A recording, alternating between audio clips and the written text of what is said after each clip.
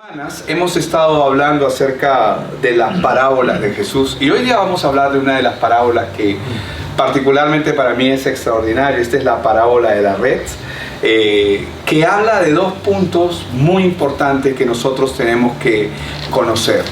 Nos habla acerca del juicio final y la separación eterna. Usted tiene que saber que todo lo que la escritura bíblica dice es verdad. Amén.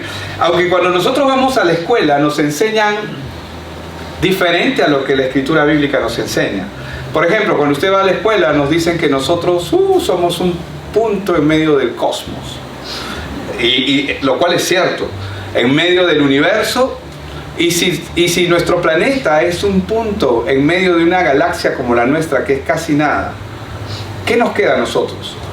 Si nuestra galaxia es casi nada, en medio de un vasto universo, ¿qué seríamos nosotros? Más que nada. Más que nada. Suena feo eso, ¿verdad? Pero cuando usted lee las escrituras, en las escrituras usted ve que toda la creación apunta hacia la tierra y todo lo que hay en ella apunta al hombre, y que el hombre es el propósito mayor que Dios tiene. Las perspectivas son totalmente distintas. Mientras el mundo te dice que eres casi nada o más que nada, como alguien lo repitió aquí, hermanos, Dios nos da una versión totalmente distinta. Por ejemplo, la ciencia no tiene explicación para la muerte. ¿Cuántos de ustedes han planificado morir el jueves? Pasó, por si acaso el jueves no puedo venir, me toca morir ese día. ¿Alguien ha hecho ese plan? No. ¿Saben por qué no hacen ese plan? Porque nosotros no fuimos creados para morir. Fuimos creados para vivir eternamente. Pero la muerte llega, ¿por qué? Porque la paga del pecado es la muerte. Y todas las religiones del mundo te dicen: tienes que ser una buena persona, tienes que ser alguien maravilloso, tienes que portarte bien para que no te venga lo malo. Pero la Biblia es el testimonio de Dios, el único libro dejado por Dios a nosotros que nos dice quién es el hombre, por qué el hombre vive como vive, por qué muere, por qué vivimos los desastres que vivimos, por qué tenemos esa corrupción plagada en nuestra naturaleza. Hay mucha gente que eso no lo quiere escuchar, pero esa es la verdad. Y Dios está interesado en que cada persona conozca la verdad. Esta palabra no es solamente la palabra de Dios, es el testimonio de Dios acerca de quién es Él, acerca de quiénes somos nosotros y acerca de todos tus problemas.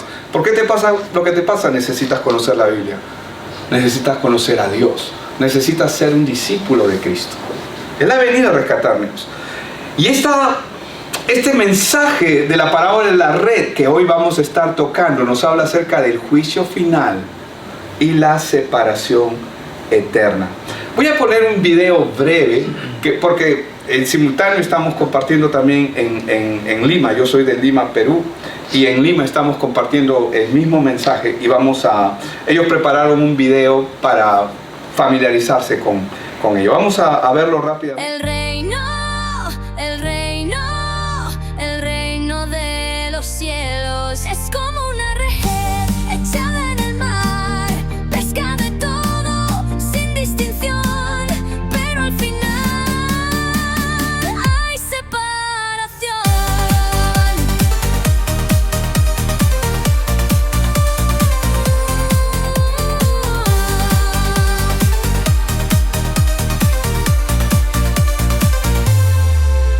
La red se lanza, comienza a pescar todo tipo de peces, empieza a juntar. Cuando se llena la traen a la orilla y allí se separa lo bueno y lo que brilla. Los buenos en cestas, los malos al fuego, vendrán los ángeles con justo despego. Justos y malos no estarán unidos, Dios hará juicio con sus escogidos. El reino de los cielos es como una red echada en el mar, pesca de todo sin distinción, pero al final hay separación.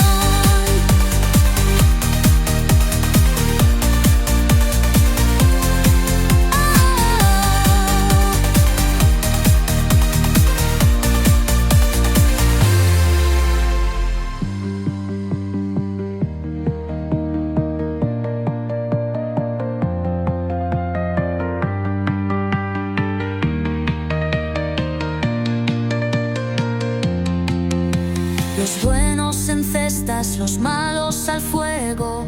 Vendrán los ángeles con justo despego. Justos y malos no estarán unidos. Dios hará juicio con sus escogidos. El reino no de los cielos es como una red echada en el mar. Pesca de todo sin distinción, pero al final hay separación.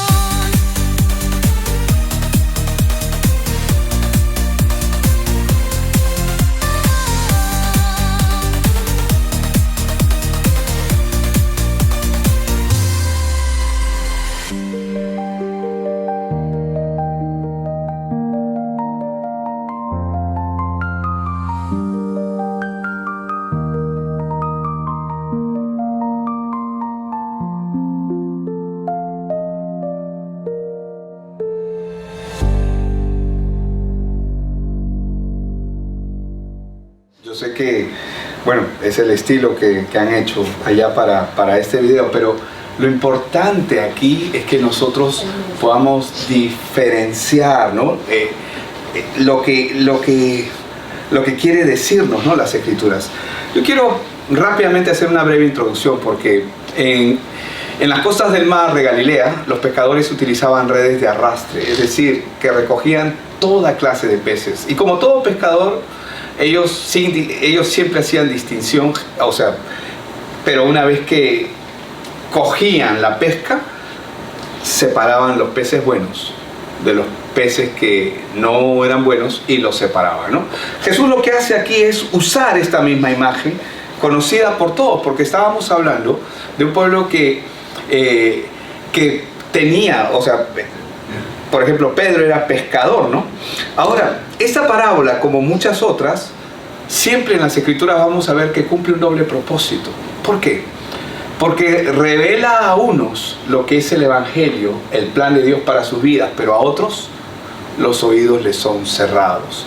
Y esto es algo que suena duro, pero es la verdad. Y en Ezequiel, por ejemplo, hay una visión profética donde las aguas del templo traían vida, pero también traían juicio.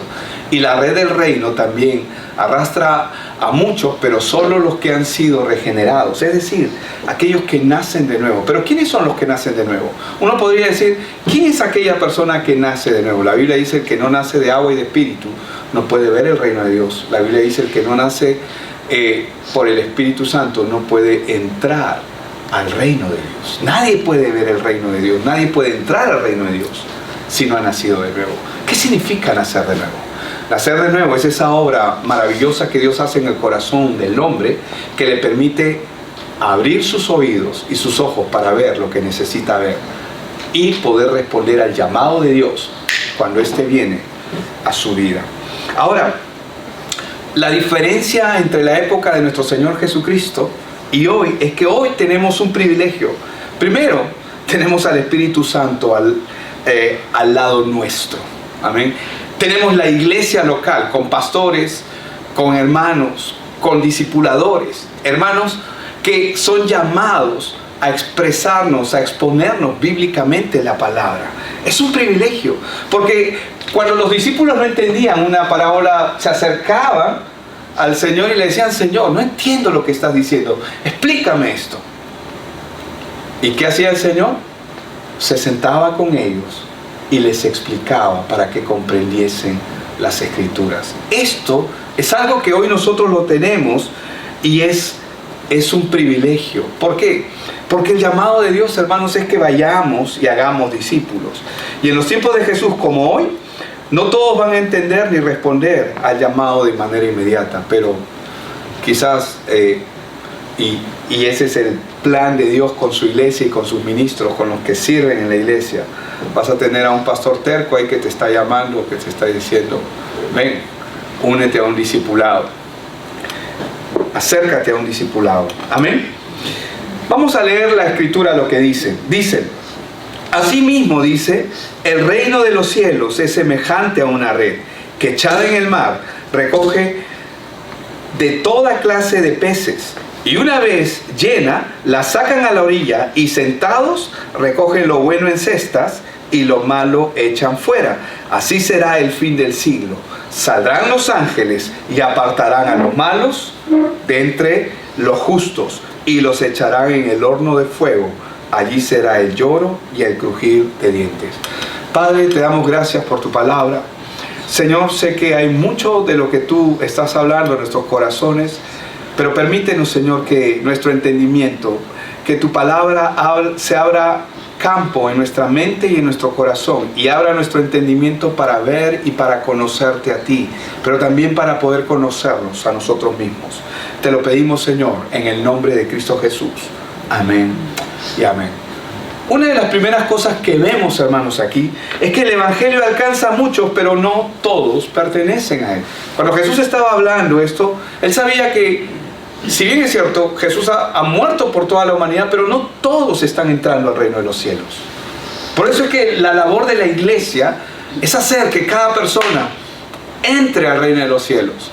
Por eso existe el discipulado. Él no dijo, vayan e inviten a la gente a la iglesia. No, él dijo, vayan y hagan discípulos. ¿Por qué? Porque un discípulo es alguien que se va a poner a los pies de la palabra. Ahora, el reino de los cielos dice que es semejante a una red que es echada en el mar, que recoge toda clase de peces. Sí, la red representa aquí el llamado universal del Evangelio, es decir, el llamado de Dios. La red es lo que tú has escuchado esta mañana, el Evangelio, que alcanza a toda clase de personas, de diferentes culturas, diferentes nacionalidades, como en nuestros casos, de diferentes trasfondos y también de diferentes formas de religiosidad, porque no toda persona que dice que es creyente lo es. Perdón, espero no haber herido a nadie, pero a veces nosotros pensamos que creemos en Dios y la mayoría lo hacemos a nuestra manera, y no necesariamente porque decimos que creemos en Dios realmente lo hacemos. Sin embargo, lo que aquí las Escrituras nos muestran es que no todos son verdaderamente salvos. Muchos están en la iglesia, pero no están en Cristo. Y nuestro propósito es que cada persona realmente puede estar en Cristo. Por eso es que la Biblia, por ejemplo, en Mateo 22:14 dice, porque muchos son llamados y pocos escogidos.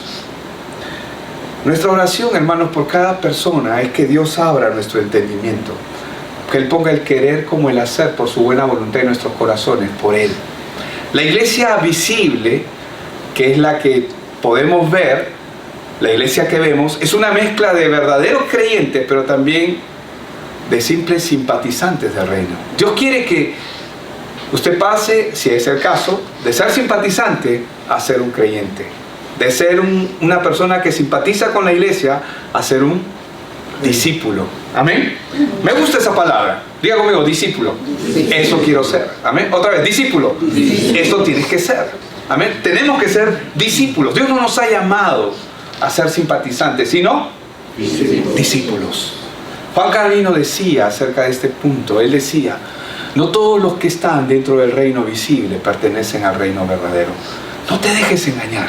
¿Y sabes cuál es el mayor engaño que nosotros podemos tener? Nuestra propia opinión, nuestro propio criterio. Por eso Jesús dijo, vayan y hagan discípulos. No dijo, sé un discípulo a tu manera. Cuando Jesús, un hombre estaba a punto de probablemente este hombre había estado siguiéndole por mucho tiempo, estaba de cuando en cuando lo veía. Pero cuando Jesús se puso serio con el discipulado, porque Él se pone serio con el discipulado, el que no deja padre, madre, hermanos, todo dice, ¿no? No es digno de mí. Alguien le dijo, probablemente esto abrió su corazón y le dijo, Señor, por favor, déjame solo, déjame enterrar a mi padre y a mi madre y te seguiré. Y Jesús le dijo, ya, anda, ve. No le dijo eso. Ya, yo te espero. No le dijo eso. Le dijo, deja que los muertos entierren a sus muertos. Ven tú y sígueme. El llamado, hermanos, el llamado de Dios es un llamado radical.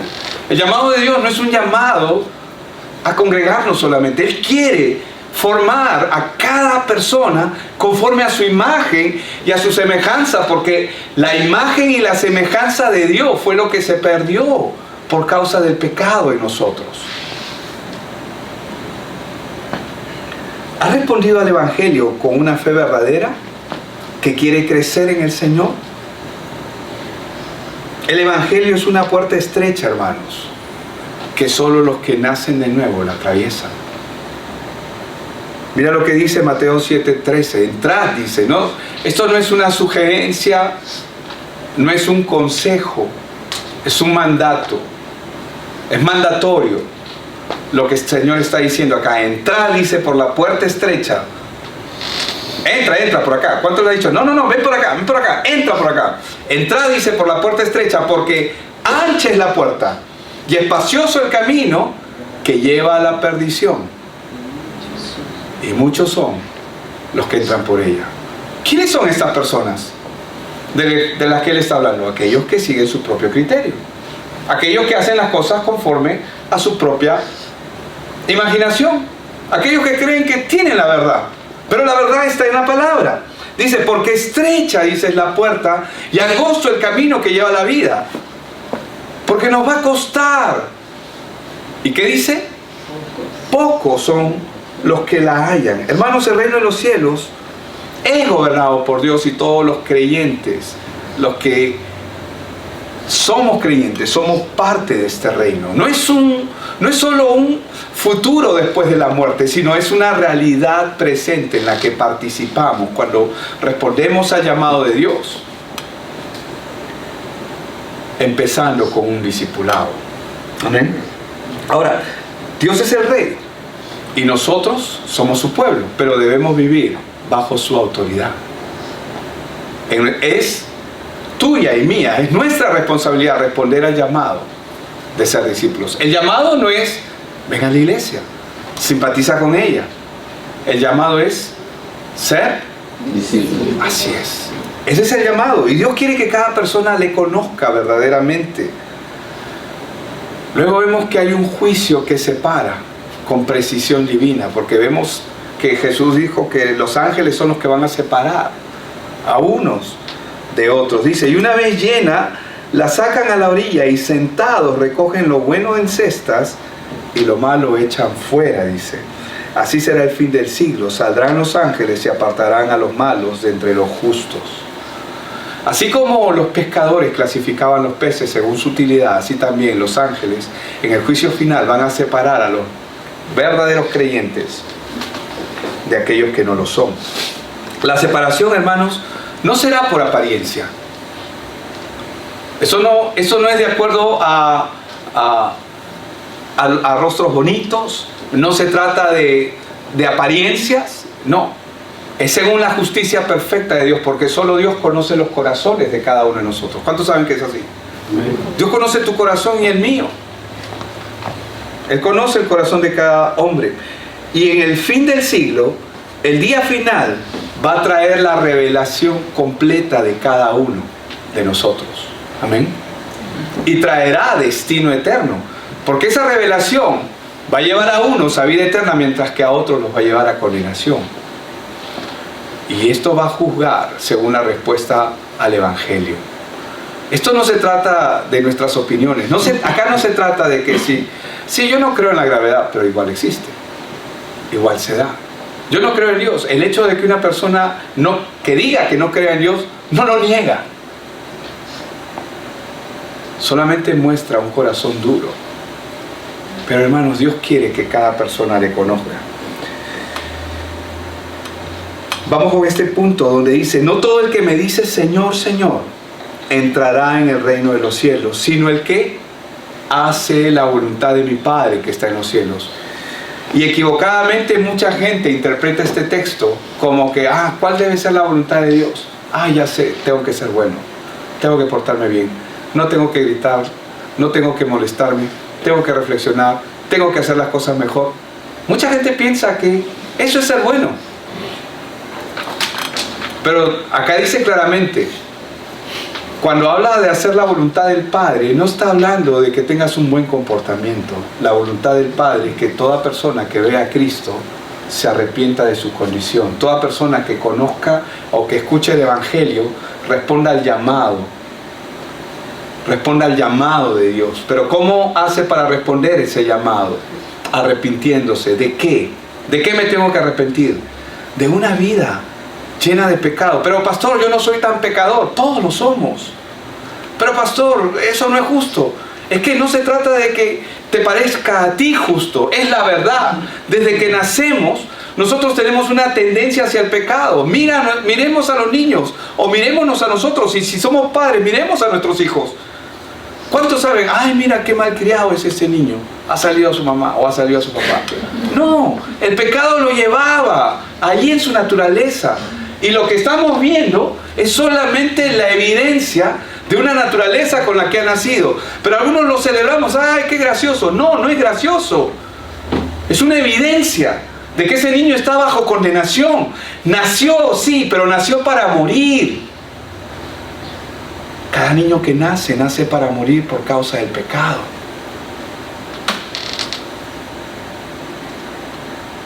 No estoy diciendo que el niño no sea salvo, porque los niños son salvos, los bebés inocentes son salvos. Pero cada persona nace para pecar. Y solamente es cuestión de tiempo. Entonces cuando uno dice, Señor, ¿pero de qué me tengo que arrepentir? De tu naturaleza. Porque esa naturaleza es contraria a la de Dios. Dios nos ha dejado su palabra, ¿para qué? Para que nosotros alineemos nuestra vida a Él. Dios quiere que nosotros seamos como Él quiere que seamos. Y para eso no necesitas tu criterio. Mi criterio es mi vida, cómo la he llevado hasta ahora. ¿Y cuántos saben que no es tan agradable como hemos llevado nuestra propia vida? No se trata de seguir tu criterio. Se trata de seguir la palabra de Dios. Se trata de aprender lo que Dios nos está diciendo a través de su palabra. ¿Cómo es que me tengo que mover? ¿Cómo es que tengo que hacer? Y el Señor es claro cuando dice, no todo el que me dice Señor, Señor. Él no está trayendo juicio, aunque sí está mostrando el día final aquí. Porque esta gente le dice, pero Señor, yo estuve ahí. Señor, yo fui a la iglesia. Señor, yo oramos, hicimos milagros, echamos fuera demonios, sanamos enfermos. Y Él dice, nunca los conocí. Entonces, ¿a qué Dios conocieron? ¿A qué Dios adoraron? A uno que ellos se habían creado en su imaginación y que no tiene ninguna relación con el Dios de la Biblia. Él no dice, estuviste conmigo 3 meses. No existe tal cosa. Ay, es que él estuvo en el Señor y luego se apartó. No, no es cierto. Si nunca estuvo, nunca estuvo. Porque Él dijo, nunca los conocí. No dice, estuvieron conmigo 6 meses. Mira, tú estuviste conmigo 2 años caminando. Te esforzaste mucho, pero luego te perdiste. No dice eso. En ninguna parte de la Biblia dice eso. Lo que dice es, nunca. Diga conmigo, nunca. ¿Sabes lo que eso significa? Nunca. O sea, jamás. Ellos nunca estuvieron. Entonces, ¿a qué Dios adoraron? ¿Con qué Dios estuvieron? Y Dios quiere que cada persona le conozca. Pero como Él se ha dado a conocer, no bajo nuestro propio criterio, no bajo nuestra imaginación o lo que a nosotros nos puede parecer.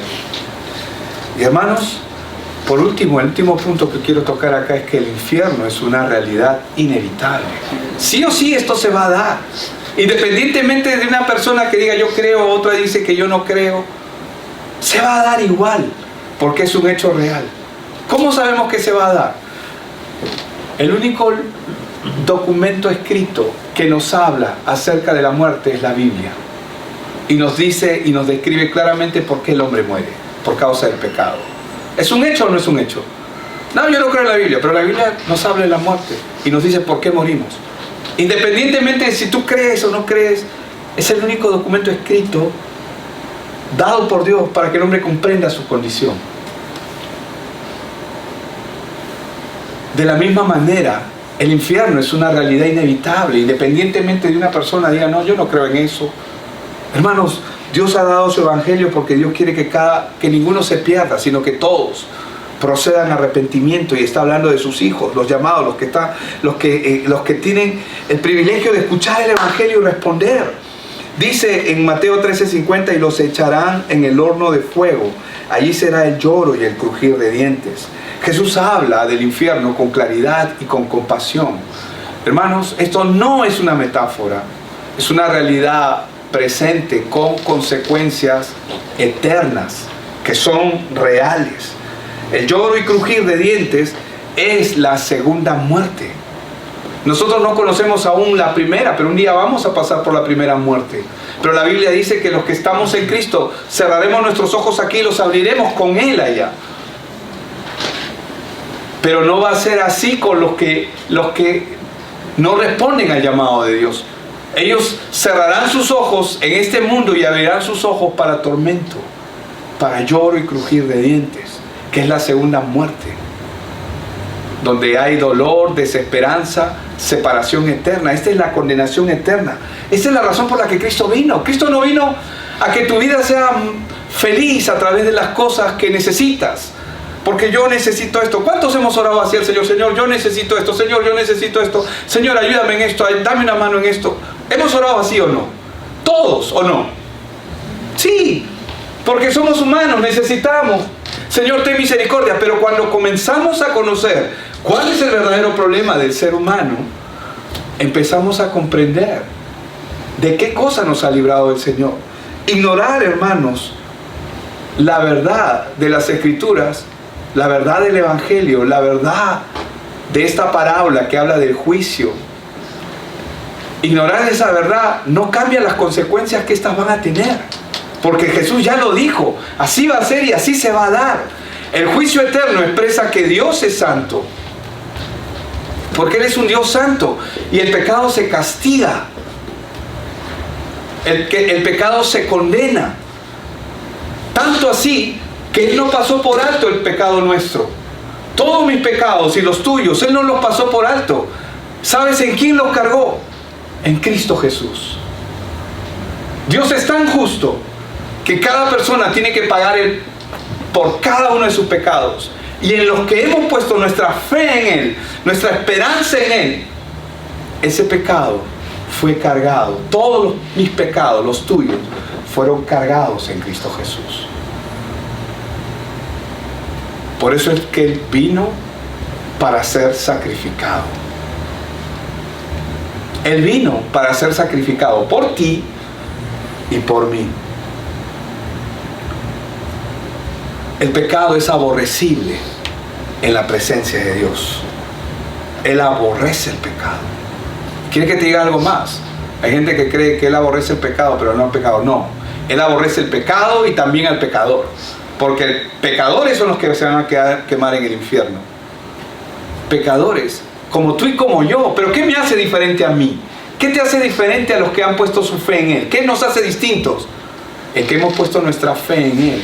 Y mi pecado fue imputado sobre Él, para que yo no pase por ese juicio que Dios ha preparado para el fin de los tiempos. Hermanos, es necesario que este Evangelio siga siendo anunciado. Es necesario. Las Escrituras nos enseñan que la justicia de Dios siempre demanda un castigo eterno por el pecado no perdonado, pero Cristo vino a salvarnos de esa condenación. Él vino a librarte a ti y a mí. La pregunta es, ¿lo comprendes? ¿Entiendes? ¿Estás entendiendo lo que estás escuchando? Porque la paga del pecado, dice la Escritura aquí, que es más la dádiva, que significa regalo, más el regalo de Dios, que es vida eterna en Cristo Jesús, Señor nuestro. Vamos a ponernos de pie, vamos a orar. Padre, te damos gracias por este tiempo, Señor. Gracias por el privilegio que nos das el oír tu palabra. Señor, el poder